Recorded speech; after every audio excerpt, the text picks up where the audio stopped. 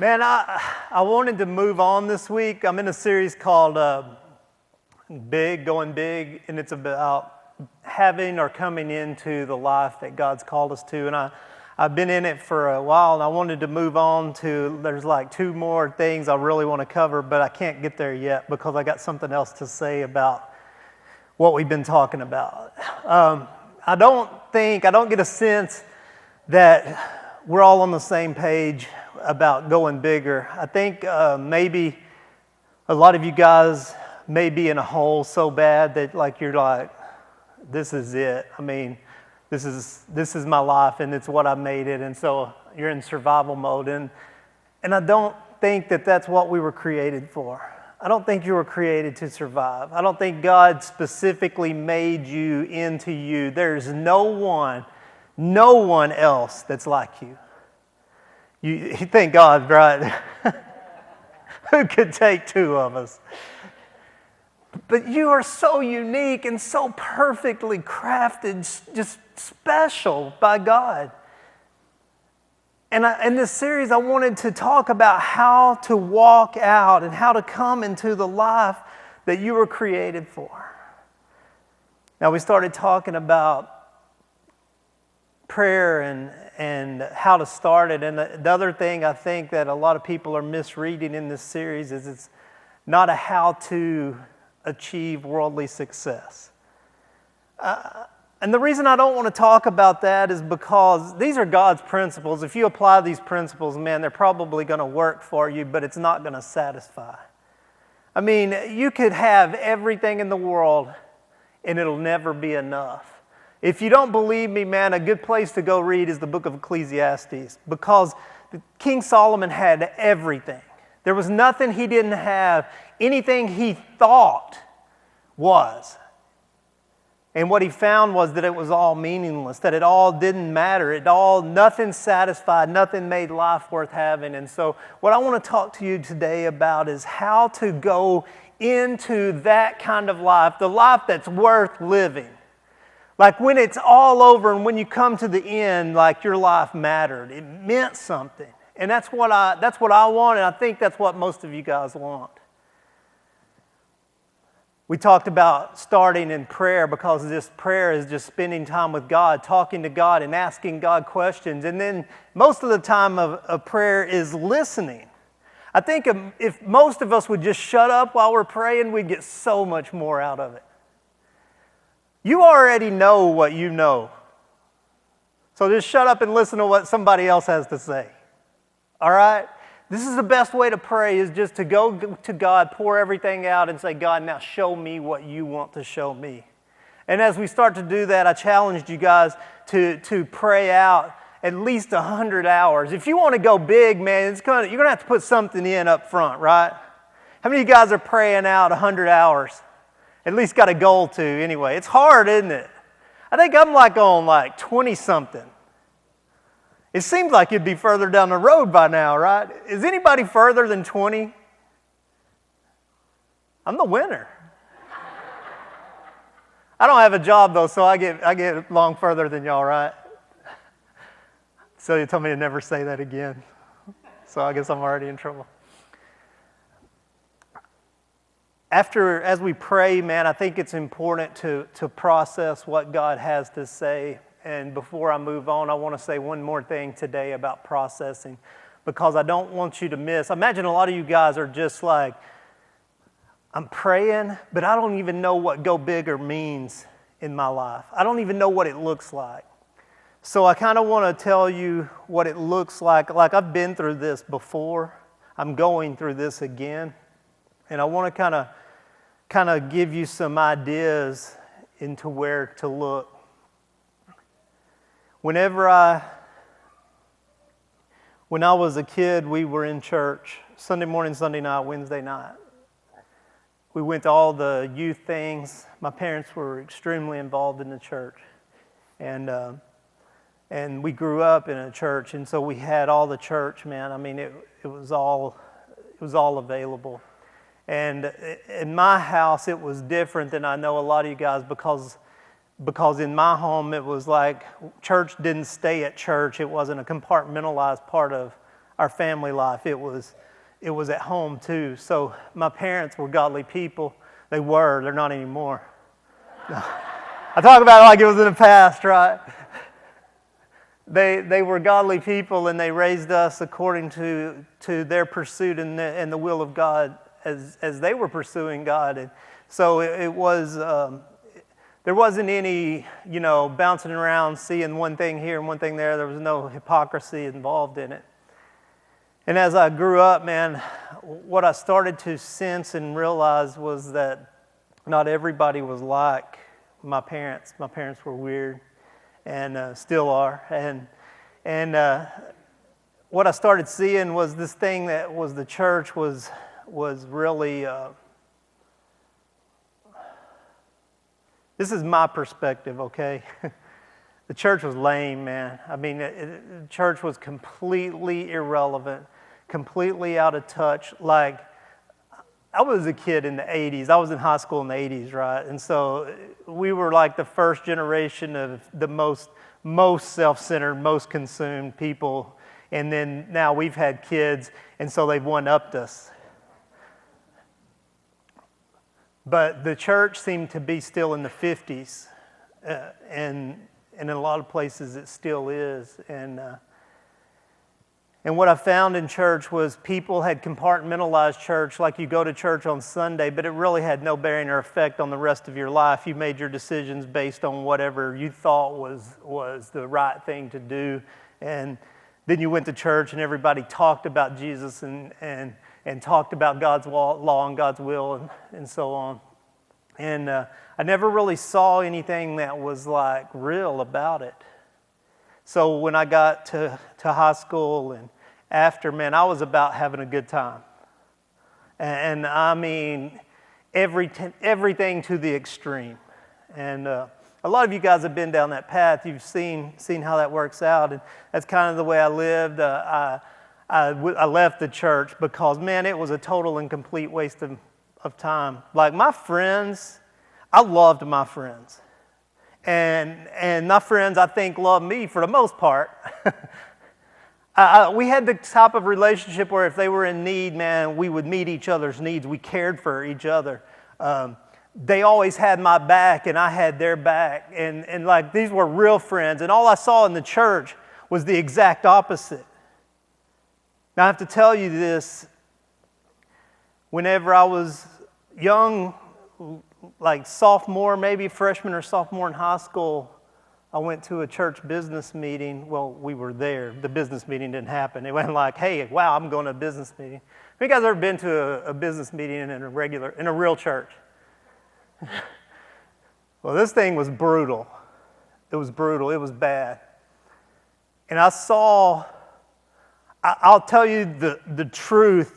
I've been to a lot of bars that were a lot tamer than this thing was. I saw this thing get bad.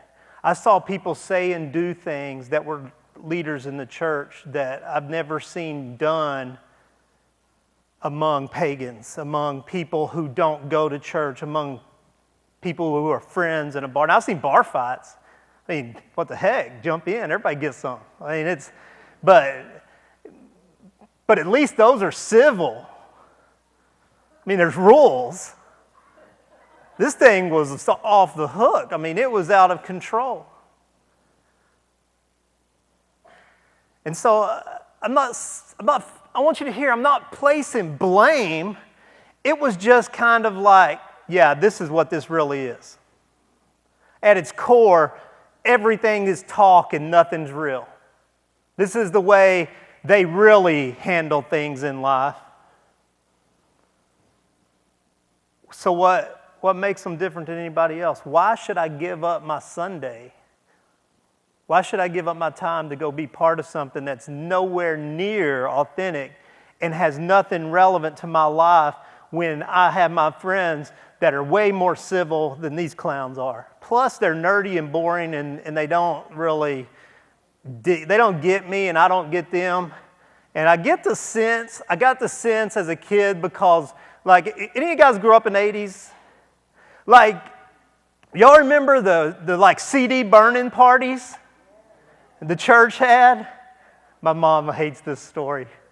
I went through and got all the good ones out. I let them burn like the disco stuff, and I was like, but man, I collected on Led Zeppelin, Pink Floyd. I mean, I was making out. And I got the sense that what they talked about, and here's the way it was presented. Here's why I was so jacked up, because the way it was presented was, if you are not like me, you're going to hell. So I thought, if that's heaven and this is hell, I'll take hell. At least they got good music.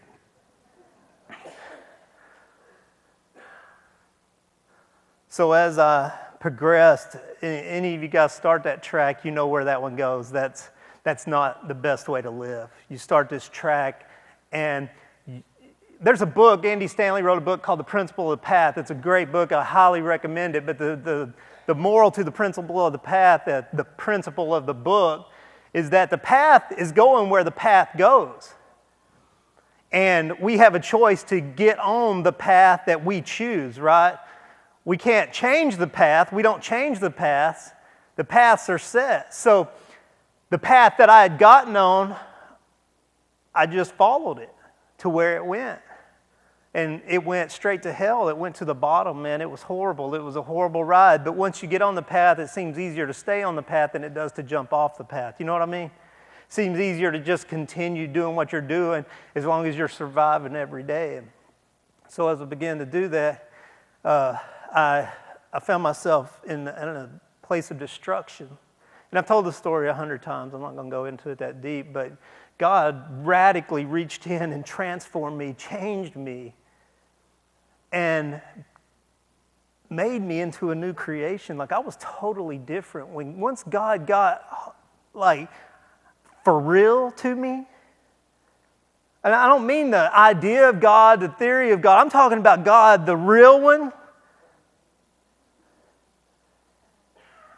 And He changed me. And man, I was like, God is so good. He's not all of this that He had been portrayed as, that I had seen Him as. The lenses that I had viewed God through were all distorted. Like, God was everything that I had with my friends, only in a life-giving way, not a self-destructive way. So I was really changed. And when you become changed and you fall into love with God, and you're just like, you see things for what they really are, well, normally you would say you need to go to church, right? So I did what saved Christian, transformed, resurrected people do. I went to church. The only thing was, the church was still what it was. Now, I was changed outside and apart from the church, okay?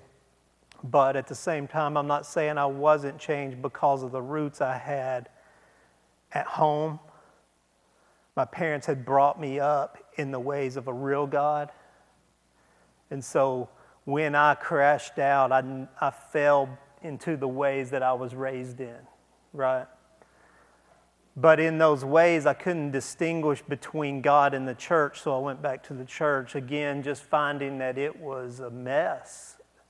And not only that this time they accepted me, which scared me, because I thought, oh my God, I've become one of them. And I tried to turn into the sheep, right? But God didn't make me that way. Maybe God didn't make you that way. Maybe He did, maybe He didn't. But I have a hard time just putting my head down and eating bad grass. Like, I have a bigger life than that. I'm not good at just going along with status quo because that's the way it's always been. So I question everything. And if you grew up in the 80s, we were one of the first generations to start saying, what? Why? Why? Like there was rebellious generations, right? But ours was like, well, we saw that and that's not really going to work. We've seen where the 60s go. We've seen where the 70s go, but we started thinking, we started rationalizing, we started saying why to everything. And just because it's traditionally been, it wasn't a satisfactory answer for us. Now here's what I found in that line of tradition is they do not like that question. Has anybody experienced that? That's not a good question to go around asking. Why? Because we do it that way. Because I said so. Let me tell you this, okay?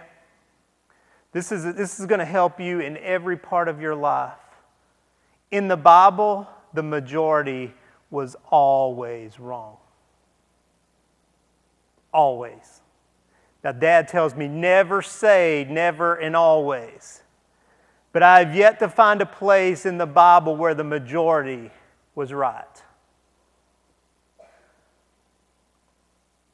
Jesus was killed by what was the church of his day because he did things different.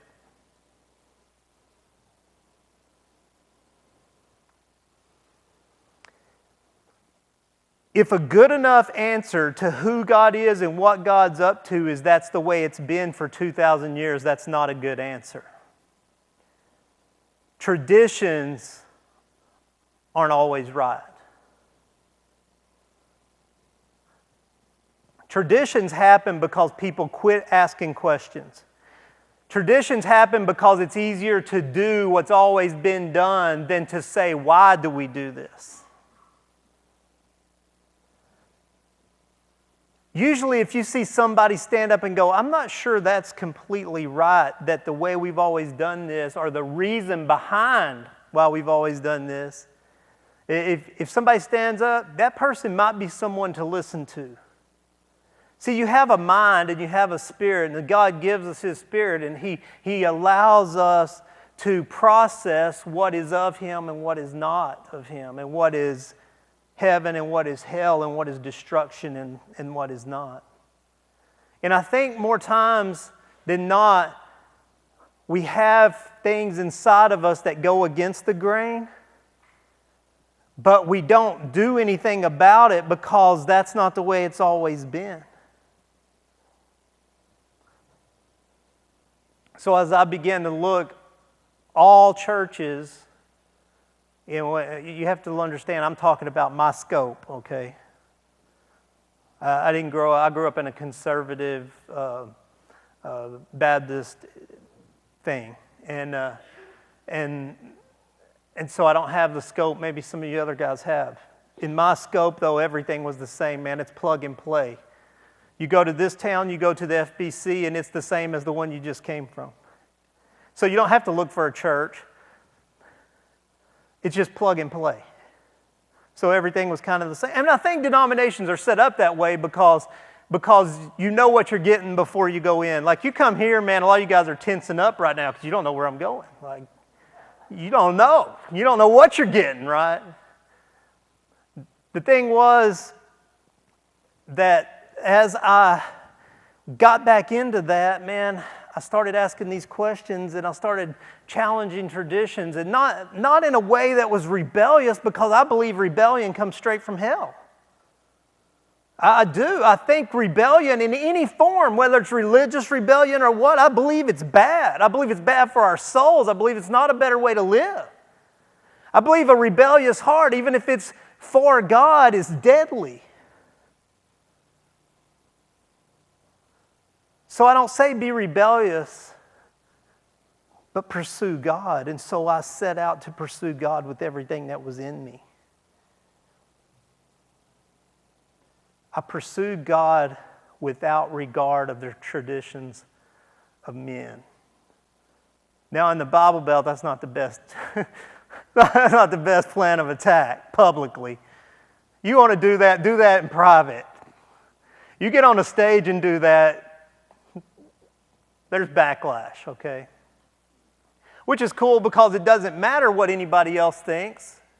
because I'm pursuing God with my life. And if you don't agree with me, great. Great. Pursue God. I guarantee if we're both pursuing God, we're going to find a common ground. But if you want to be sheeple, then there's a lot of places to do that. There's lots of pastures out there. So here's what happened, and this is what I wanted to get to you today, is God put something in me that kept me up at night. I was literally sick, and I mean sick, ill, uneasy for my friends. Because I'm not even sure they had the foundation to know where to turn when they hit that bottom. My heart was broken for people who the church had rejected. Took a job as a youth pastor because I thought, man, at least youth are going to be open-minded enough. Youth are generally open-minded enough to not judge you or condemn you before they hear what you have to say, usually. And man, I took a job as a youth pastor, and man, I was just loving the kids. I mean, I cared about them, their lives. I'm not in the business to try to convert anybody, okay? I don't think that's the job of the church at all. I don't think that we are a religion, therefore I don't think we should convert anyone. I believe people are lost and God finds them. And our role in that is that we should be catalysts, not barriers. So I had been giving this kid a ride. It was a poor town, and I'd been giving this kid a ride every day, man. And there was a black kid, and he came from a big family, and he had a Hispanic girlfriend. Now this is in West Texas, so this is First Baptist, you know what I'm saying? The whitest of white place in the world. But man, this kid was so awesome. I mean, he was just he had the most life in him. And his girlfriend had come to the church, and we went on a little youth camp out thing, man. And she said, I want that kind of life. And man, I saw her just break down and just fall in love with God, and it was cool. And one night she was sitting in the back of our church in the back seat, and he comes in and sits beside her. And he's never been in a church before, man, and I thought I was doing my Baptist dance, the one you do behind the pew, like where you're just, it was the greatest victory that I'd ever experienced in church. And one of the deacon's wives walked up to him. He had a Budweiser t-shirt on. Truth is, it's probably the only t-shirt he had. And she sat in front of him and turned around and was mean to him several times and finally told him he couldn't be in there with that shirt on.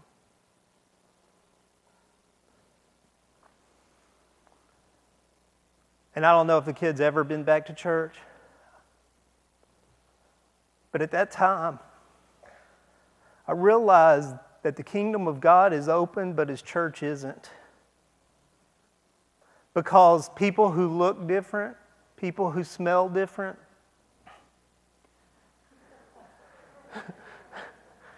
people who live different, people who have different backgrounds, grow up in different cultures, people who are addicted, people who are abandoned, people who are trying to figure life out on their own. In traditional circles, man, they're not the kind of people that you want here. My friends partied a lot.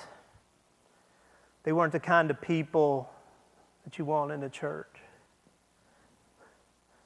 They'd say things like,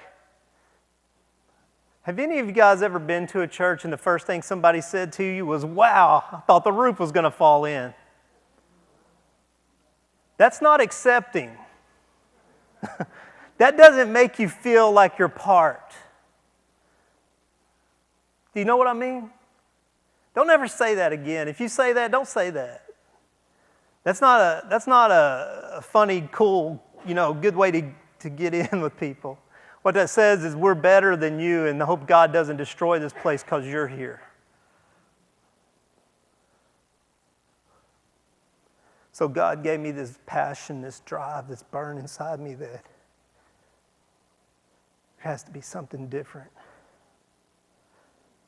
It can't go on this way. My passion was for the church. Now there's a million traditional churches, and there's people who that lifestyle fits, and that's fine. But there's a whole bunch of people that it don't.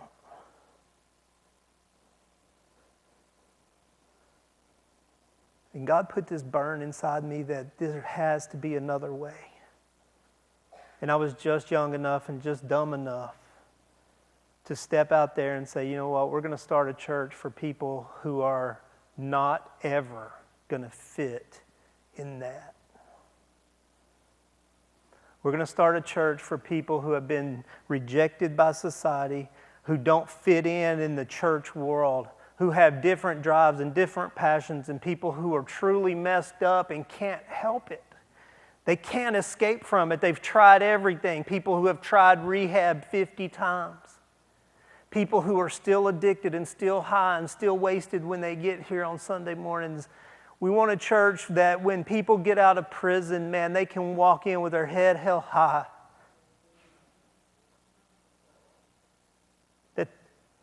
That whatever they did, they paid their dues to us. We don't hold anything against you because I don't believe God holds anything against you. I had to have a church like that. I was never called to be a pastor, and I'm a horrible pastor. I would never be a pastor because pastors have to do weird, crazy things. I don't like that.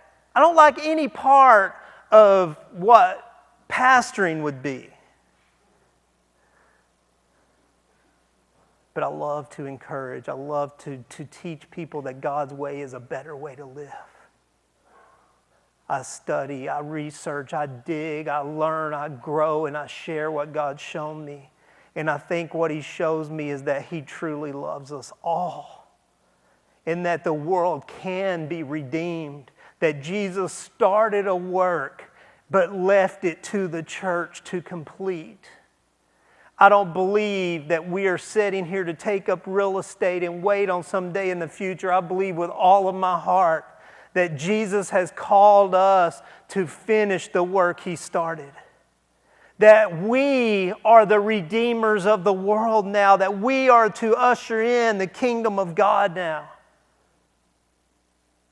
Jesus didn't fail. He didn't fail. But it seems to be a mindset in the church that He did the first time and later He'll fix it. He didn't fail. He didn't fail. The church may have failed you. Jesus didn't. And I wanted to be a church that was passionate about being who God created us to be. A church where we can ask questions that we don't have answers to, and it's okay. If I had all of the answers, I would be bored out of my mind and quit. And the more I dig into God, the less I know, not the more. The more open God's kingdom becomes, and the less I know about it. I wanted a church where we play music that moves our souls in whatever way that looks. I wanted a church that was loud. You know why? This may be news for some of you. I can't sing.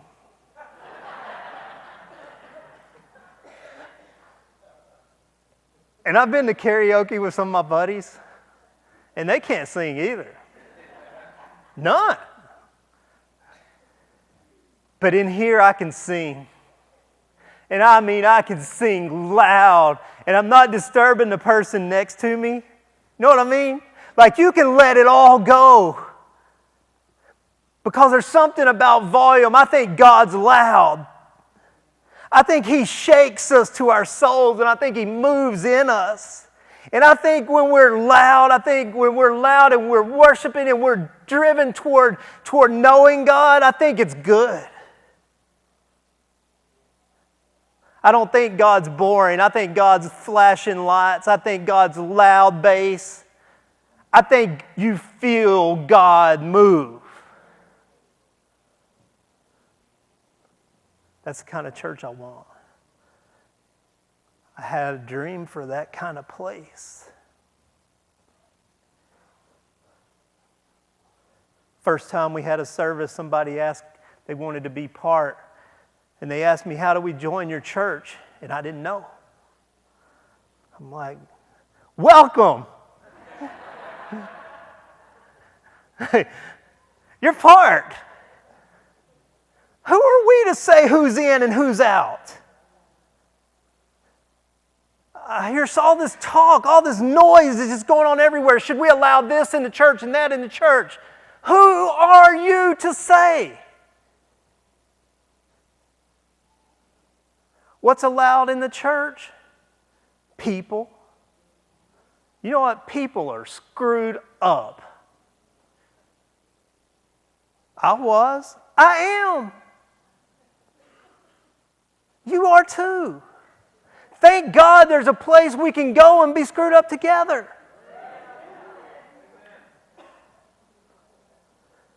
You don't have it together. I don't have it together. We all struggle. We all go through things. Why do we have to hide that when we gather together? That's the kind of church I wanted. That's what God had put in me. That's what I was driven and passionate for. That's why I couldn't sleep at night. I knew there had to be something different. And God started moving and stirring that deep inside me. And I knew that my life would not make sense, that I would have zero impact if I held down a job and did better with my family than I had been in the past. God gave me this passion. So my question for you is, what's keeping you up at night? See, I think God's call, if you want to use those words, I think God's molding and shaping of who we are and what our lives are supposed to be, all those things I talked about last week, how we're made, our past, our education, our experience, our hearts, all of those things, when they come together, God's going to use everything in that shape of who you are, but He's going to use it to right something that's wrong. See, I think our passions are not birthed out of wanting glory or fame, but our passions are birthed out of discontent or dissatisfaction or disgust with the way things are when God has showed us the way things could be and should be.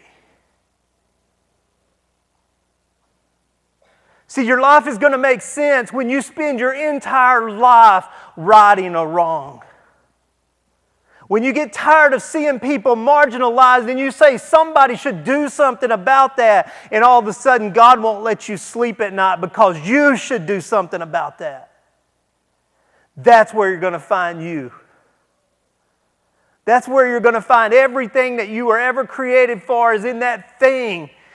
Man, maybe you're tired of seeing kids and single moms hurt and kids without parents and kids without families. And maybe you're tired of seeing people just do business, just jacking people over and stealing and ripping people off. And maybe you just got to do something about it. Maybe like I used to be a mechanic, man, and I know there's people out there that just rip people off. Maybe you're the guy that's going to say, not here. Not here. See, God didn't create us all to stand before people and yell at them, and point their fingers at them. But God created us all to preach and preach loud. there's a better way to live. God's kingdom's at hand. That's our message. That God loves us and He wants life for us. And whatever He has shaped you and whatever He has given you, whatever hurts that you've been through, whatever is stirring in you, whatever keeps you up at night, whatever injustice there is in you, is where you're going to tap into what you were created for. It's when life's going to start making sense, when you pour everything into making right what a broken world has made wrong. Some of you know what it is now. Some of you know what it is now.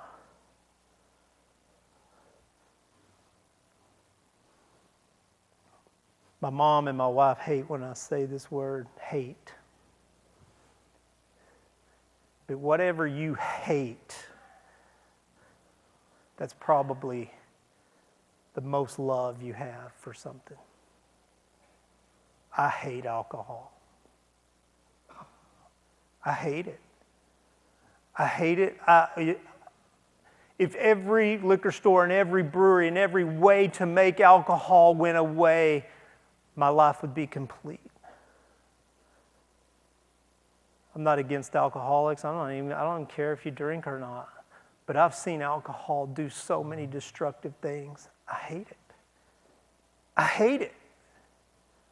I hate divorce. I hate it. Because I've seen so many people that were such good people that I've seen divorce destroy them, destroy their kids, destroy their families, break up things that God put together. I hate it. I don't think it's a better way to live. There's a lot of things that move in me. But the one thing that I could never get past and never be okay with was that God's church rejected God's people. From my perspective. And I never wanted to see that happen again. And if I could change the way church is done everywhere, I'll have had a life that's worth living. That's what makes sense to me.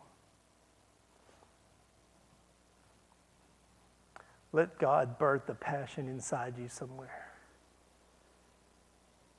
It's where you're going to tap into life. And once you find it, man, you'll just grab hold of it and there's nothing going to shake you loose. I promise you. Stand with me. I want to pray for us. We'll dismiss. God, I thank you.